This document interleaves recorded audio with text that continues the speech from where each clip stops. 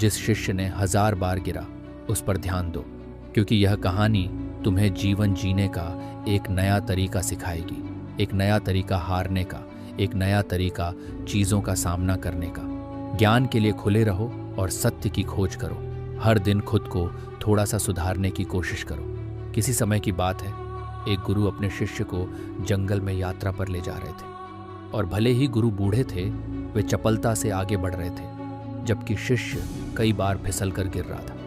हर बार गिरकर वह गुस्से में बड़बड़ाता, लेकिन फिर भी अपने गुरु का अनुसरण करता रहा। लंबी यात्रा के बाद वे एक पवित्र स्थान पर पहुंचे। एक पल के लिए भी रुके बिना गुरु तुरंत उसी कठिन रास्ते पर लौट पड़े। आपने आज मुझे कुछ नहीं सिखाया, शिष्य ने कहा, पूरी स्थिति से परेशान। मैंने तुम्हें एक बात सिखाई, लेकिन तुम समझ नहीं सके, गुरु ने जवाब दिया। मैं इसे कैसे समझूं?